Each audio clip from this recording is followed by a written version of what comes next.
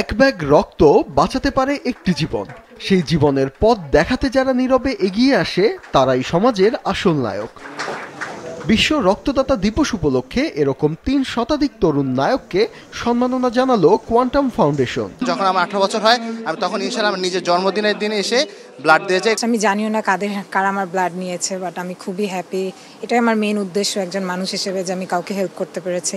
And আমারটা দেখে আমার অনেক ফ্রেন্ড যারা ইনজেকশনকে ভয় পেত তারাও এখন ট্রাই করছে যে আসার আমার সাথে ব্লাড ল্যাবে এসে তারাও অংশগ্রহণ করছে।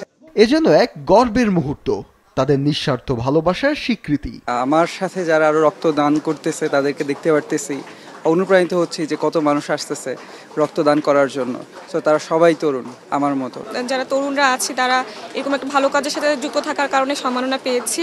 তো আশা করছি ভবিষ্যতেও এরকম আরও অনেক আয়োজন করবে কোয়ান্টাম ফাউন্ডেশন এবং আমরাও আমাদের ভালো কাজ অব্যাহত রাখবো। অনুষ্ঠানে আয়োজকরা জানান, দেশের ৫ কোটি তরুণের মাত্র ২% যদি বছরে একবার রক্ত দেয় তাহলে দেশের রক্ত চাহিদা সহজেই পূরণ করা সম্ভব।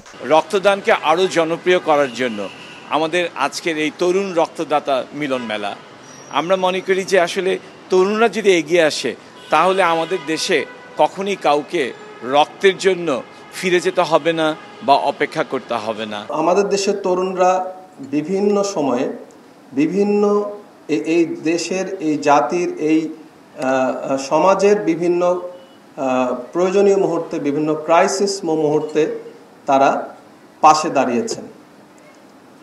তার মধ্যে একটা অন্যতম উপায় হচ্ছে স্বেচ্ছায় রক্তদানের মাধ্যমে। কোয়ান্টাম ফাউন্ডেশন জানায়, এখন পর্যন্ত তারা দিয়েছে ১৭ লক্ষাধিক ইউনিট রক্ত আর তৈরি করেছে ৫ লক্ষ রক্তদাতার একটি ডেটাবেস। ফাহিয়ান হামেম, মাছরাঙা সংবাদ, ঢাকা।